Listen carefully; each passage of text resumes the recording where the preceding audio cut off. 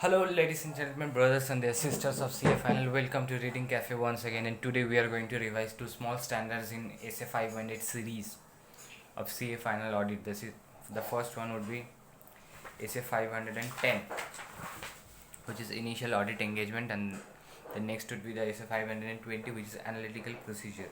And these are the summary notes that I have downloaded from CA Atul Agarwal Telegram group, and thereafter wherever required I have added my keywords or some extra questions for my final revision.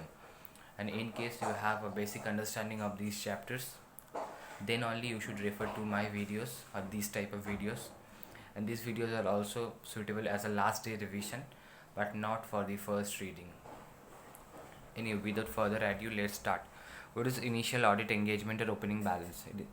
What is the meaning? The meaning is an engagement in which either the financial statement of prior period were not audited, or the financial statement for prior period were audited by a predecessor auditor. That means if Mr. X is going to audit the Reliance India Limited, and this is his first term as an auditor in Reliance, in his tenure, in that case he'll be required to go through this standards on auditing, that is the initial audit engagement or audit procedure on opening balances. Now, what is the objective? Objective of this standard is in conducting initial audit engagement. The auditor's objective is to obtain audit evidence with respect to opening balances, definitely. But and how he shall obtain audit evidence regarding the opening balances? He has to check whether opening balances contains misstatement that materially affect the current period financial statement. Number B is appropriate accounting policies reflected in the opening balances and consistently applied in the current period financial statements, or if there is any changes, then it is properly accounted, presented and disclosed as per applicable FRF. The second point is audit procedure regarding opening balances. Second question: audit procedure regarding opening balances. Read the recent financial statement and the predecessor auditor's report thereon if there is any predecessor auditor. And if it is the first time audit for the company, then there is no predecessor auditor report.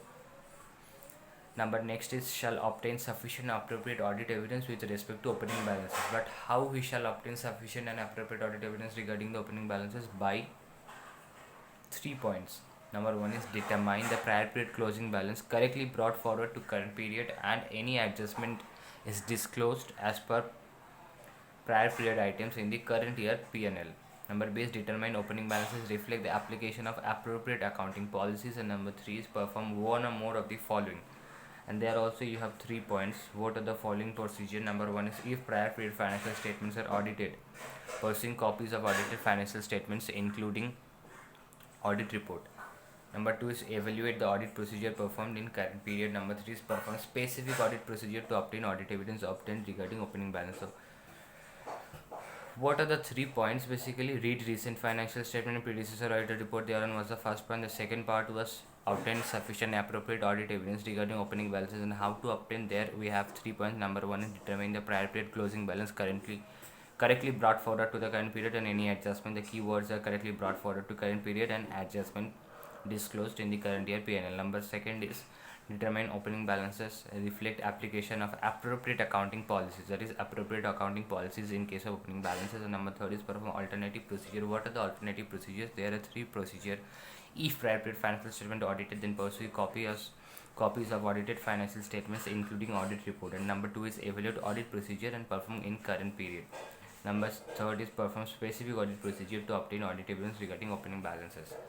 Next is if the auditor obtains audit evidence at opening balances. Now the auditor has obtained audit evidence by performing these audit procedures.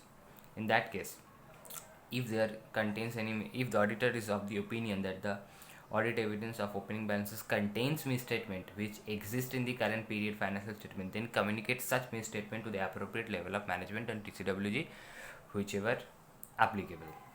Now there are 2 small MCQ part. For current assets and liabilities, audit evidence can be obtained as a part of audit procedure during the current period. However, for other assets and liabilities, that is assets and liabilities related to the prior period or the future period, examine records and confirmation from third parties for obtaining the audit evidence. And the last question is auditor conclusion and reporting. What will auditor conclude and report? If there are 2 conditions, there are two possible situations. Number one is auditor is unable to obtain sufficient and appropriate audit evidence, and number second is auditor is able to obtain sufficient and appropriate audit evidence. However, he is of the opinion that the opening balances contains some kind of misstatement. And the another part is auditor obtains sufficient and appropriate audit evidence and there is no misstatement. In that case, auditor will provide a clean report or a unqualified report. However, if the auditor is unable to obtain sufficient and appropriate audit evidence, in that case he shall either qualify or disclaim depending upon the persuasiveness of the available evidence. And number next is auditor obtains sufficient and appropriate audit evidence, however it contains misstatement that materially affect the financial statement, or accounting policy is not consistently applied, or change is not properly accounted, presented or disclosed. In this case, the auditor shall qualify or give an adverse report depending upon the persuasiveness of the audit evidence obtained. Now, going to the next topic, that is analytical procedure. SA 520. What is the analytical procedure? Analytical procedure is a substantive audit procedure. Definitely, we have also discussed in SA 500 in audit evidence that there are two types of substantive audit procedure. One is test of details and the other was analytical procedure. So it is a substantive audit procedure which help near the end of the audit when forming an overall conclusion as to whether the financial statements are consistent. And I have told you while discussing SA 500 that analytical procedure are basically trend analysis and ratio analysis. So trend analysis and ratio analysis will definitely tell you whether financial statements are consistent or not. Again, analytical procedure means evaluation of financial information by possible relationship. They always remember, ratio analysis always shows the relationship among both financial and non-financial data and investigation of identified fluctuations that are consistent with other relevant information. Now, considerations to be kept while performing analytical procedure or analytical procedure used as a substantive test. Question can be from in any of the two ways, but you will not get any direct question. Most certainly than not, there will be some case study and thereafter I will ask you a question on any standard. So what are the procedures, considerations to be kept in mind? First is when designing and performing a substantive analytical procedure, auditor shall determine the suitability of the substantive analytical procedure. And suitability on the basis of what? Suitability on the basis of given assertions and taking the assessment of risk of material misstatement. And number B is evaluate the reliability of the data from which auditor's expectations of recorded amounts ratios is developed.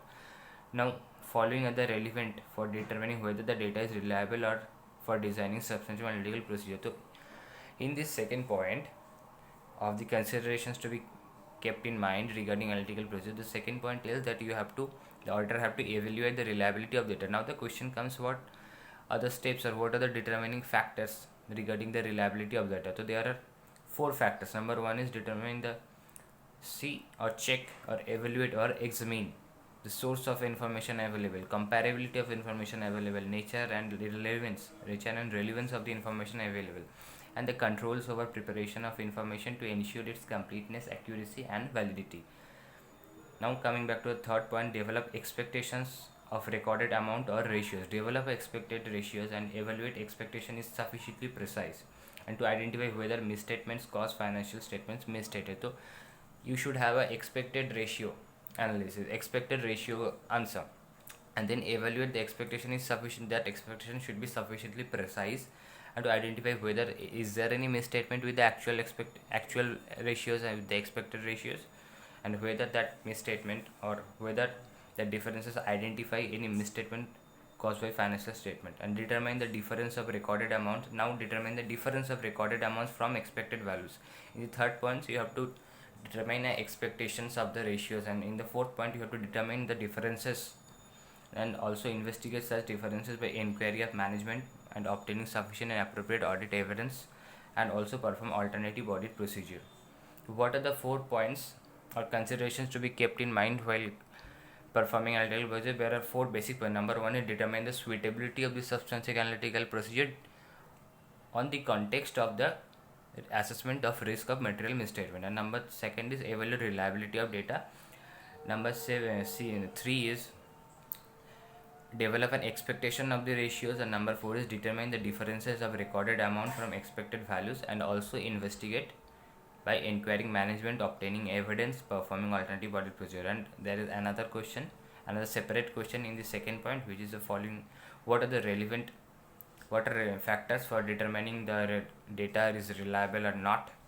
Source of the information available, comparability of the information available, nature and relevance of the information available, and controls for preparation of information to ensure the completeness, accuracy, and validity. The next question is: in some areas, even an unsophisticated or predictive model may be effective as an analytical procedure. There may be some unsophisticated or predictive models used in substantive analytical procedure. So there are some examples. In case of payroll cost, when the entity has known number of employees at a fixed rate of pay, the auditor can use this data to calculate the total payroll cost and reducing the need to perform the test of details. There is no need to perform the test of details when you know the fixed rate of pay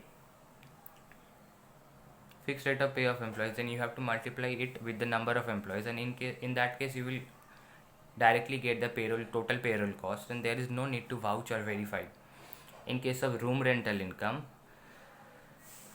analytical procedure provide different levels of assurance: prediction of total income, room rates, vacancy, provide evidence, and reducing need to perform test of details. That is, when the auditor is checking the room rental income, and there are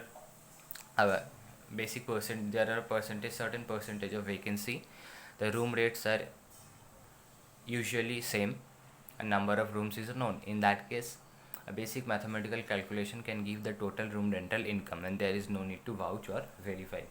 And another question in this chapter that I have personally added is investigation results of analytical procedure. Investigating the results of analytical procedure. Now we have a result from the analytical procedure. Now how to investigate that result? What is the validity, the sufficiency and appropriateness of that results? How to verify that if analytical procedure performed in accordance with standards and auditing, and identify fluctuations or relationship that are consistent with other relevant information. That is,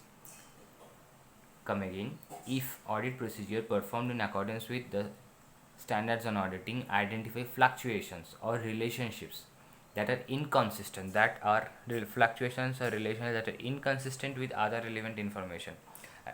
While performing analytical procedure, the auditor comes across a situation where it shows that the fluctuations or relationship are inconsistent with other relevant information that has come to the auditor from other audit procedures, or the result of analytical procedure differ from expected values by a significant amount. There is a significant difference from the result of analytical procedure from what was expected. Then the auditor shall investigate such differences by inquiring the management, obtaining appropriate audit evidence relevant to management responses through understanding the entity and its environment. Number 3 is perform other audit procedure. If management is unable to provide an explanation, or management responses together with audit evidence obtained is not considered adequate. So what is the basic story? If the auditor perform an analytical procedure and there is a result, and the auditor is of the opinion the result has a significant difference from the other relevant information, or the result of analytical procedure has a significant difference with the expected result, in that case the auditor shall investigate such differences by three ways. Number 1 is very easy, inquiring the management. Number 2 is obtain appropriate audit evidence relevant to the management responses through understanding the entity and its environment. And the last one is perform other audit procedure. If the management is unable to provide an explanation, or the management has given a response, but that response together with the audit evidence obtained is not considered adequate, in that case the auditor has to investigate or perform other audit procedure. So these are the basic important questions from essay 510 and 520. And if you need to revise it, you shall definitely watch this video. However, for first time understanding, you should definitely go to your textbook, go through your textbook, and for questions you should definitely check the MTP, the revision test paper, the test your knowledge portion from your textbook. And till the next video, have a good time. Bye bye.